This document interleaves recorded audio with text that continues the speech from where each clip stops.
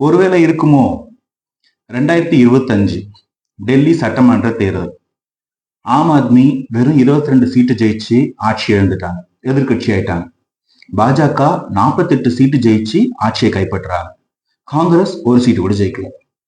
ஆனா வாக்கு சதவீதம் பாத்தீங்கன்னா ஆம் ஆத்மி 43% வாக்குகள் பெற்றிருக்காங்க, காங்கிரஸ் 6% வாக்கு, வேற பாஜக 47% வாக்கு தான் பெற்றிருக்காங்க.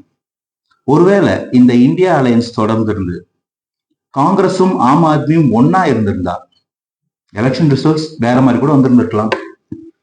காங்கிரஸும் ஆம் ஆத்மியும் சேர்த்து 45-50 சீட் ஜெயிச்சு இந்த 20 சீட் ஜெயிச்சு பாஜக எதிர்கட்சியா உட்கார்ந்து இருக்கக்கூடிய ஒரு வாய்ப்பு இருந்திருக்கும்.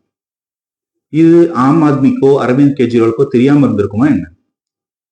டிஸ்பைட் ஆஃப் தட், ஏன் இப்படி தனியா நின்று தோக்கிறதுக்கு ஒரு சான்ஸ் எடுத்திருப்பாங்க?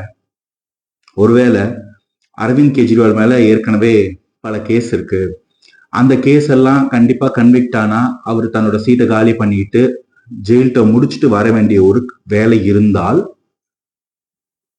ஆம் ஆத்மி பார்ட்டி அப்போ சிஎம் இருக்கக்கூடிய ஒருத்தவங்க கைக்கு போயிடக்கூடாதுன்னோ, இல்ல அந்நேத்திக்கு நெகோசியேட் பண்ணி காங்கிரஸ்ல இருந்து ஒரு சிஎம் கேண்டிடேட் வந்துடக்கூடாதுன்ற ஒரு காரணத்தால ஒருவேளை ஆம் ஆத்மி 5 வருஷம் இந்த சீட்டை பாஜக விட்டு கொடுத்துட்டாங்களோ? எப்படியும் இந்த கேஸ் நடக்கணும், தீர்ப்பு வரணும், கேஸும் தண்டனையும் கொஞ்சம் ஈஸியா இருக்கிறதுக்காக பாஜகவுக்கு விட்டு கொடுத்து இங்க காங்கிரஸ் தான் தோத்துட்டாங்களோ? ஏன்னா அண்ணா ஹசாரேவோட மூவ்மெண்ட்ல இருந்து தான் ஆம் ஆத்மின்ற கட்சி உருவாகுது. அண்ணா ஹசாரே ஒரு ரைட் விங் சிம்பத்தைசர். சோ அப்ப ஸ்கெட்சு பாஜகவுக்கு இல்ல, காங்கிரஸ்க்கு தான். அப்படி சொல்லி முடிச்சிட முடியாது. ஏன்னா இத்தனை வருஷம் பல மாநிலங்கள்ல அந்த கட்சிக்கு ஓட்டு போட்டுறாதீங்க பாஜக உள்ள வந்துடும், இந்த கட்சிக்கு ஓட்டு போட்டுறாதீங்க பாஜக பவருக்கு வந்துடும் அப்படின்னு ஏகப்பட்ட கட்சிகள் எலெக்ஷன் கேன்வாஸ் பண்ணி பார்த்திருக்கோம். இந்த வாட்டி அதை காங்கிரஸே பண்ணும்.